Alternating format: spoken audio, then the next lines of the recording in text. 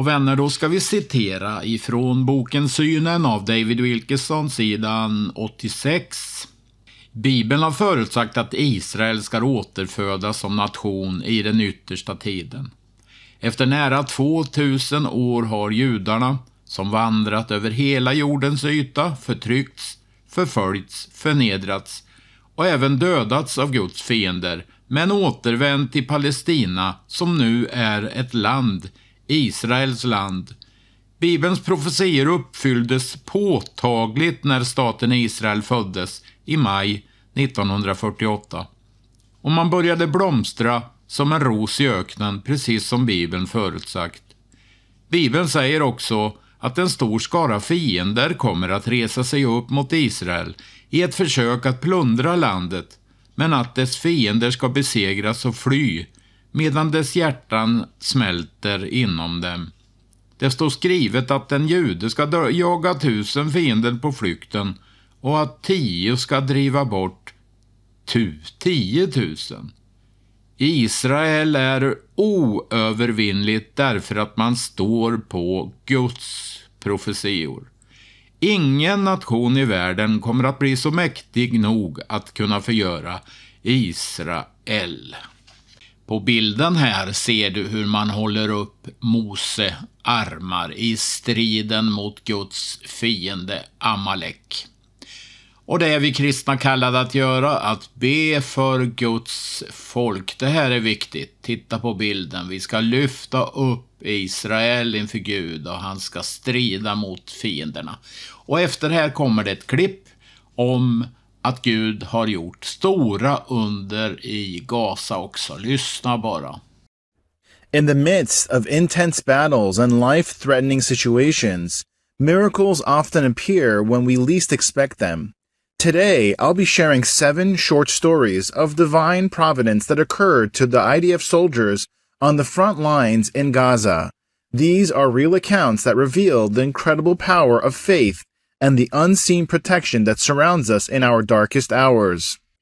The first story is about an IDF soldier named Malkiel Ben Yosef. Malkiel Ben Yosef is a reservist engaged in active combat in Gaza. After a grueling day of fighting, Malkiel and his comrades found a moment of respite in an area deemed safe. As the sun began to set, Malkiel realized he hadn't yet prayed Mincha, the traditional Jewish afternoon prayer, which is an important moment for reflection and connection with God. He quickly oriented himself towards Jerusalem and stood up to pray, with his back to his fellow soldiers who lay on the ground, exhausted. But as he prayed, something caught his eye, a flash of metal, the unmistakable tip of an RPG, a rocket-propelled grenade emerging from the mouth of a tunnel they had overlooked. Without hesitation, Malkiel took aim and fired, alerting his comrades. In the process, they swiftly eliminated the threat. In the aftermath, the entire battalion approached Malkiel, thanking him from the depths of their hearts. They knew it wasn't just his quick thinking that saved them. It was the power of Mincha, the very prayer that had brought him to his feet. In a collective act of gratitude, every soldier in the battalion vowed to pray Mincha the next day, recognizing that it had been their shield. The second story is the following. On another night in Gaza, 4 terrorists crawled through tunnels, knowing exactly where an IDF platoon was resting.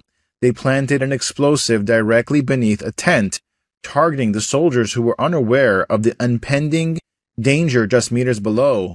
Suddenly, there was a massive explosion. The blast tore through the tent, ripping through equipment and tearing holes in the ground. The soldiers were just 10 meters away from where the explosion occurred. As the dust settled, a dreadful silence filled the air. But then something miraculous became clear. Not a single soldier was harmed. The explosion that should have taken lives only damaged their gear. It was a moment that left every soldier in awe, a powerful reminder that sometimes divine protection surrounds us like an invisible shield, sparing us from the worst that could happen. The next story is the following. This is a story that defies all logic, a story about the power of faith in its most tangible form. A few months back, a soldier in Gaza was engaged in heavy combat when he was struck by a bullet. The shot should have been fatal. The bullet was aimed directly at his heart, but instead of piercing his chest, the bullet struck the small book of Tehillim, Psalms from the Old Testament, that he carried in his front pocket. The book of Psalms are often recited as prayers for protection and guidance, On this day, the words of those prayers became a literal shield, stopping the bullet cold. It was more than just luck, it was a miracle. This Tehillim, book of Psalms, saved the soldier's life in a moment of deadly danger. The next story is the following. For another soldier, the miracle came in the form of survival against all odds. Oren, a dedicated fighter, was hit by a bullet that should have ended his life. The bullet tore through his chest, causing a massive internal injury. He felt his heart burning as if a fire had been ignited within him. For a moment, he lost consciousness, slipping into what seemed like his final moments. But Oren was rushed to the hospital, where doctors fought desperately to save him. It was a matter of millimeters. Had the bullet shifted even slightly, Oren would not have survived. Yet, against all odds, he pulled through. The doctors called it a medical miracle. Oren knew it was more than that. It was divine intervention that had spared his life. As soon as he could speak, Oren's first words were about returning to Gaza, to his fellow soldiers. His miraculous recovery became a source of inspiration for everyone around him, a testament to the power of resilience and faith. The next story is the following. In the chaos of battle, accidents can have tragic consequences or miraculous outcomes. One such moment occurred when a soldier, while cleaning his weapon, accidentally fired a shot. The noise startled everyone. They jumped to their feet, fearing an enemy attack. But then they noticed something shocking. The stray bullet had found its mark. An enemy fighter emerging from a tunnel with an RPG aimed directly at them had been struck down. That one accidental shot, fired in a moment of distraction, had saved the entire platoon from what could have been a devastating attack. It was a moment that left everyone in awe of the unseen forces at work, guiding and protecting them. The next story is the following. Sometimes the miracles come from those working behind the scenes, far from the front lines. An intelligence officer nearing the end of his shift decided to take one last look at the monitors before clocking out. What he saw froze him in place. Not far from the advancing platoon, a group of heavily armed terrorists lay in wait, poised for an ambush. Without hesitation, the officer sounded the alarm. The platoon was halted, and the Air Force was called in. A missile strike neutralized the threat, saving countless lives. When the platoon returned to base, they realized how close they had come to disaster. They sought out the officer who had saved them, knowing that his vigilance had been their miracle. And the last story is the following. Finally, there's the story of a soldier who was handed a broken gun. In the chaos of battle, there was no time to check or clean it. He had to trust that it would work, and it did. Through 3 days of intense combat, the gun fired flawlessly, helping him defend his position. But when the battle was over and he had returned to base, the gun jammed repeatedly. It was then that he discovered the truth. The gun had been broken all along. Somehow, during the critical moments of battle, it had functioned perfectly, only to fail once it was no longer needed. It was a humbling moment for the soldier, a clear sign that sometimes divine intervention comes in the most unexpected forms. These stories are more than just tales of survival. They are testimonies to the power of faith, the strength of prayer, and the undeniable presence of divine providence. In the midst of chaos and danger, miracles still happen. We have more stories of miracles coming soon, stories that continue to inspire and to uplift.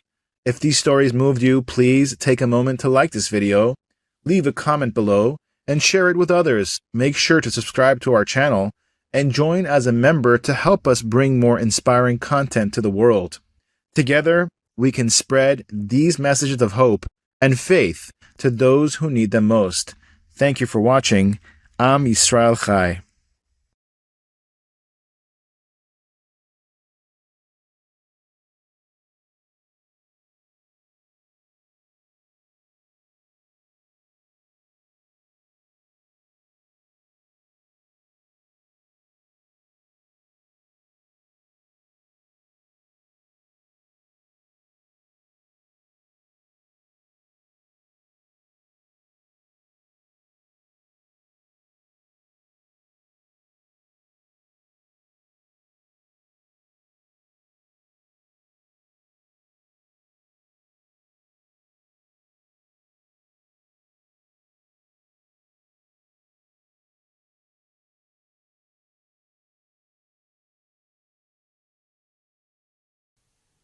ni ska äta och bli mätta, och ni ska lova Herrens, er Guds namn, hans som har handlat så underbart med er.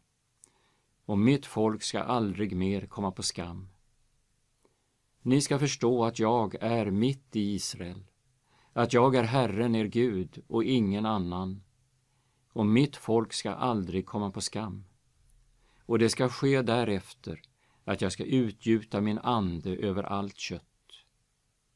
Era söner och era döttrar ska profetera. Era gamla män ska ha drömmar. Era unga män ska se syner. Också över tjänare och tjänarinnor ska jag i de dagarna utgjuta min ande. Och jag ska låta tecken synas på himlen och på jorden. Blod, eld och rökpelare. Solen ska vändas i mörker och månen i blod innan Herrens dag kommer, den stora och fruktansvärda. Och det ska ske att var och en som åkallar Herrens namn skall bli frälst.